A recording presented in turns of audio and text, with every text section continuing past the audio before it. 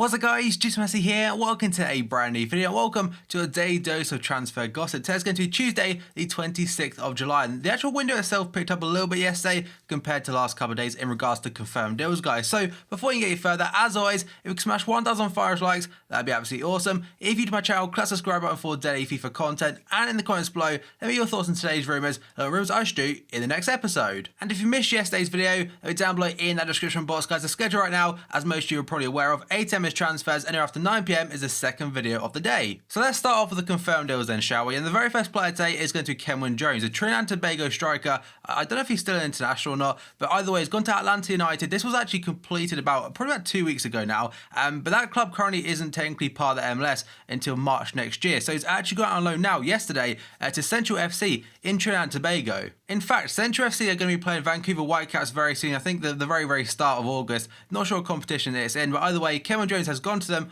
on loan deal until December the 31st. And I believe the start of 2017 is when the Atlanta United team will start training together. Then we go on to second player, that's going to be Shars going to Heerenveen from PSV on a free transfer. His ultimate team card looks really shocking, to be honest, and I wouldn't ever use that card. Then we go on to November today, going to a Turkish team called Akhisarspor. That is from Lyon on a free transfer, and to be fair, that's not a bad one for FIFA 16. I'm not sure what his FIFA 17 card will look like, but as a silver, he's pretty damn solid, and a Frenchman in the Turkish league. And obviously that opens it up for more hybrids. Then we go on to Nenad Kostic today. I just butchered that name completely, I know I have, but he has gone to Alvaz this time from Sampdoria on a free transfer. Then we go on to Sal this time. He's going to a team on FIFA. He's actually going to Al Arabi in the Qatari league. That is from Saint Etienne for £850,000. Then we move on to Andreas Fernandes today, going to Villarreal from FC Porto on a loan deal. But they also bought in this guy, Jose Angel. So both of them Spaniards are owned by the Portuguese team, and both have been loaned out to Villarreal for the whole season. Then we move on to a player not on FIFA older team. That's going to be Ramadan Sobhi going to Stoke City. Now this one has been in the works for a few weeks now, but personally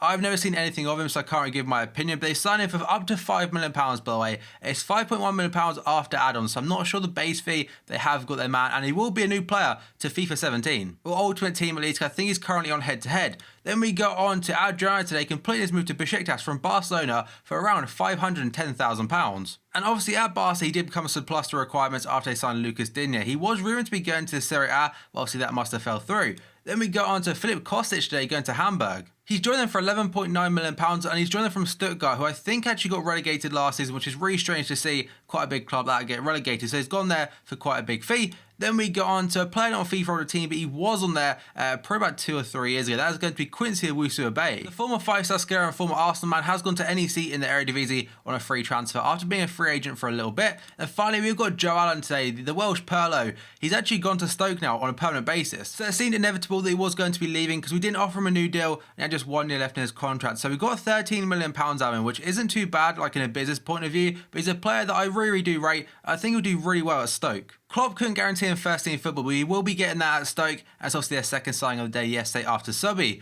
Then we got to potential deals today, and first up, Rafael van der Vaart linked to Reading. So this one is according to Get Reading. They're saying today that Reading manager Jaap Stam is hopeful of luring Rafael van der Vaart back to England after the former Real Madrid and Tottenham midfielder was told he has no future at Real Betis. Real Betis, I'm not sure how you say it, but either way, he's a veteran of the game. He's a player that was fantastic. Go back 3 or 4 years ago, 4 years ago, this guy was unreal for Spurs. So I think it's a 2011 to 2012 season where he's playing alongside Gareth Bale and stuff, and he absolutely killed it. It was so good. He even got a TOTS card back then, I believe, on FIFA 12. So he's a fantastic player. I mean, he's getting on a little bit now, probably 33 years old or so. But despite his pace being very low on FIFA, he definitely still has an eye for a pass. And to be fair, when he was at Spurs, never really relied on his pace too much. He actually relied on his technical ability and also a fantastic set piece. Then we go on to Ross McCormack today, linked to Norwich. According to the Daily Record today, Norwich is set to step up their interest in Ross McCormack and prepared to offer £15 million for the Fulham striker. So this guy's been one of the most consistent strikers in the Championship for the last probably 4 or 5 years at least, and he's a player that scores a lot of goals and definitely has an eye for goal. But for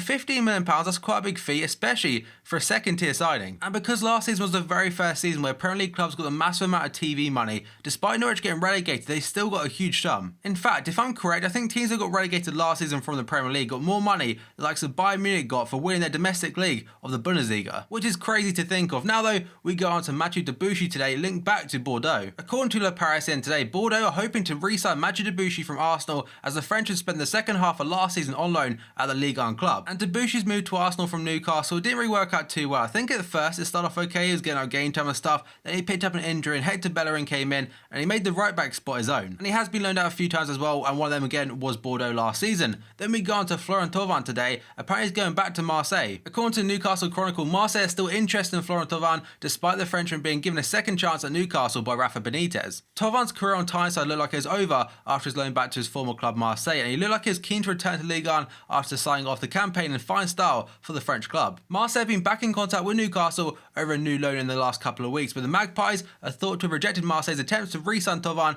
on a similar loan to the one they negotiated back in January. Rafa is understood to be happy the way Thauvin has actually worked in pre-season, and the club are not willing to budge on the evaluation of the winger. Now we go on to Oumar Niasse today, a player that joined Everton back in January and really didn't do anything whatsoever. And according to Photomac today, Galatasaray are in talks with Everton over a loan move for £13.5 million January signing Oumar Niasse. So I believe this guy had a really good goal to game ratio back in Russia last season before he moved to Everton. He was quite a big money signing for £13.5 million. Obviously nowadays it's not really considered too much, but Galatasaray could be a good option for him, but I have no idea whether Ron Koeman actually sees him in the squad whatsoever, especially if they do sell Lukaku. Now we go on to Andre Ayew today, linked to Man City and Napoli. According to ESPN today, Man City and Napoli are the latest clubs to show an interest in Swansea City striker and winger Andre Ayew, as they look to boost their attacking options for the new season. It also looks like Gomes from Swansea will be going out on loan to Marseille, so their striking options may be a little bit limited, but they are currently linked with Joao as well from Leicester City. Now we got on to Axel Witsel today, and it looked like it was a done deal to Everton, but apparently now